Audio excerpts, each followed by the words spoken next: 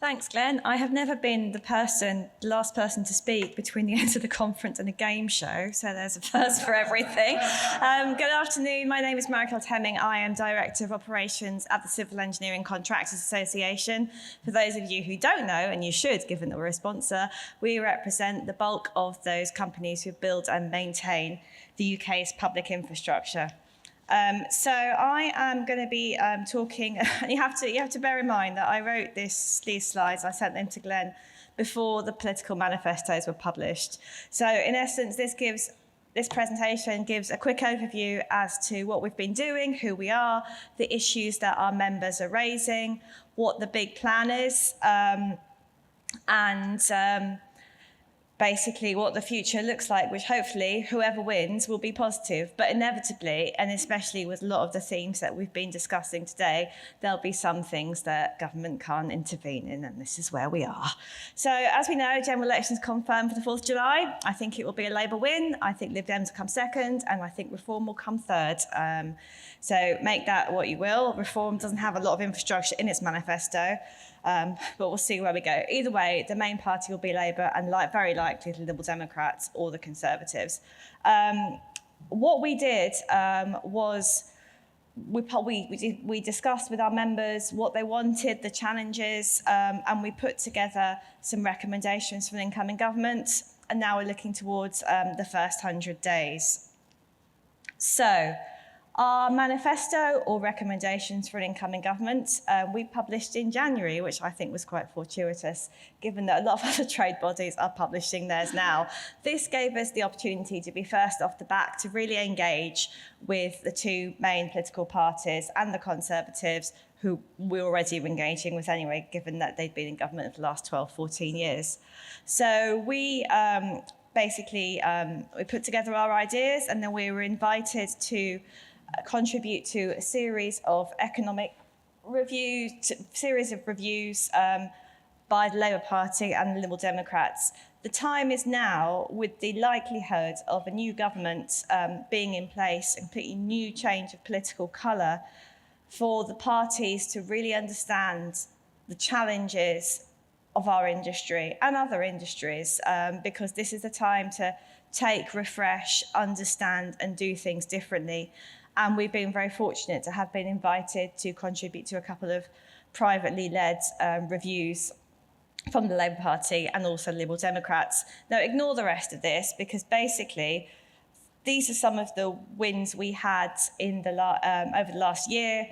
The Conservatives introduced a star chamber for infrastructure. We called for a cabinet committee for infrastructure. Then there's been lots of reviews as to how things work. This is all accumulated in the political manifestos, which have been very positive for CECA members. Whichever of the three main parties win, Labour, Liberal Democrat or Conservative, there is a commitment to infrastructure. The only issue I have with the Conservatives, it's quite full of infrastructure, it's quite positive, but they also say tax cuts. So how that works, I don't know. Here are some of the key interventions that we've done over the last year. Key thing of interest to the people in this room is we have been really, really heavy on driving procurement reform. We kicked this project off about 2015, 2016 with some policy recommendations to government as to how we can make procurement better. And it's an ongoing process, but that accumulated in the Procurement Act and also the Moseley Review of Construction Frameworks, and also the Construction Playbook. So I'm having a complete blank moment there. Also, as part of my work within the Construction Leadership Council, which is a joint industry and government body taking in the whole of the construction industry, we've been doing a piece of work on reducing onerous clauses, and my God, that is on and on and on and on. If anybody is a CECA member or would like to come and address the group, please do join. And we've also been doing work towards decarbonisation. So I'm probably well over. I'm going very closely 10 minutes and I'm only halfway through. Now, the good thing about having published our manifesto in January and seeing a lot of positive noises from the main political parties is that the key thing now is looking towards the next government's 100 days. This basically sets the statement gives a statement of intent as to the direction of travel. We know what they want to do, but we want to hone in and understand where the opportunities lie and what their real focus would be. So this is something that we are testing within our membership at the moment. We'll probably publish it in the next couple of weeks.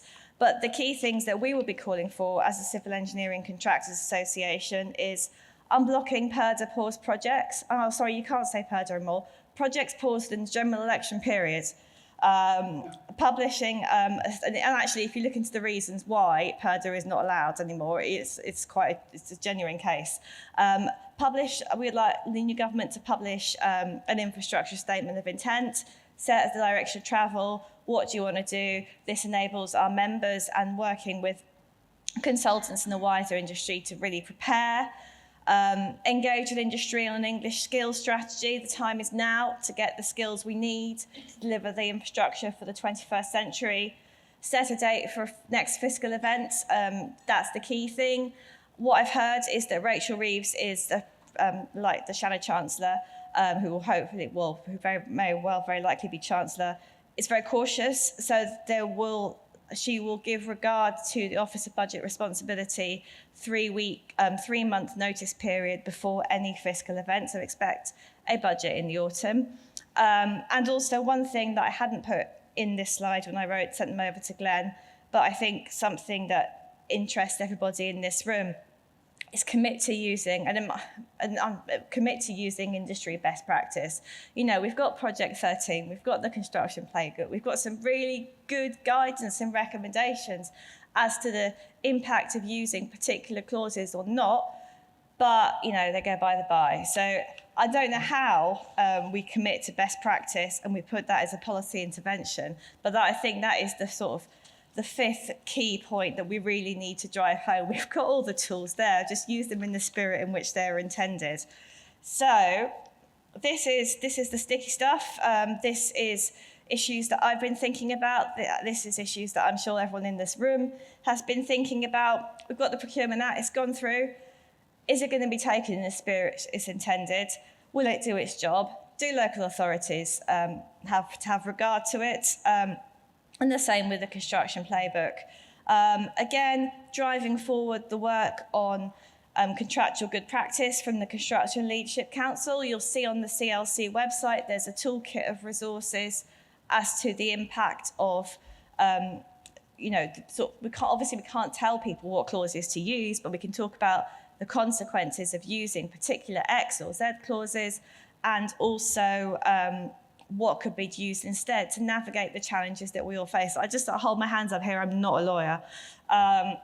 So if someone comes with a detailed question, I won't know the answer. And then something else I've been working with on the Construction Leadership Council is driving payment reforms and getting industry backing for recent reforms on measuring the value of payments held as well as the volume. And again, the challenges of retention is again something that we are making slow progress to, but hopefully we'll get there by 2025, I'm not sure. And then again, issues surrounding professional indemnity insurance and balances of risk.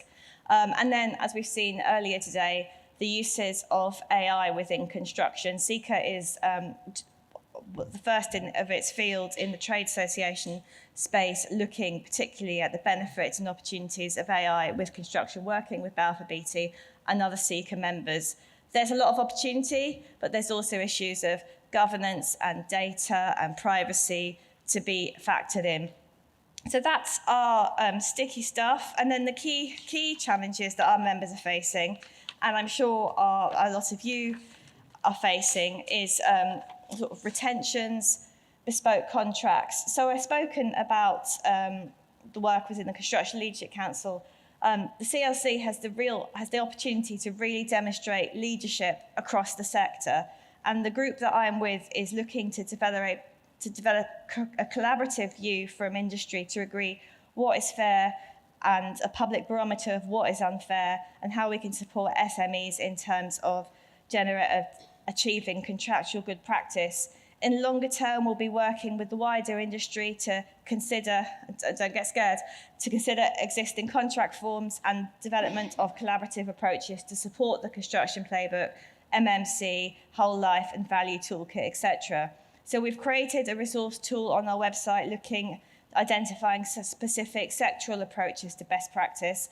And we'd absolutely be delighted for comment, feedback. Please join our working groups. We're a merry band and sometimes we go to the pub afterwards. And then we've got the issue of retentions, which doesn't seem to be improving, but is slowly getting there given the recent legislative changes. Issues surrounding bespoke contracts. The NEC 4-based document, which was once deemed to be straightforward, isn't. I think we can all agree there. Looking at issues surrounding contractual behaviours, what are the right behaviours, how do we achieve them, how do we measure them, tender periods and the quality of documentation. I'm sure you've all seen, and it probably comes down to the highest level of government, but too many procurements are released with short lead-in periods, just in the way the money comes. How do we work together to mitigate that? And a huge level of other issues, mitigation and early contractual involvement.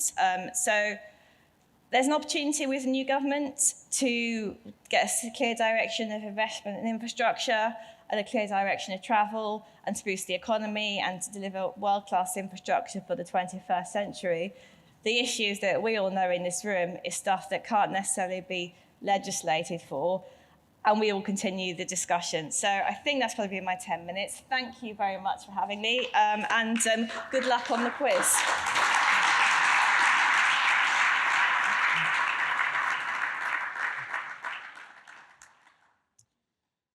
Excellent. And that's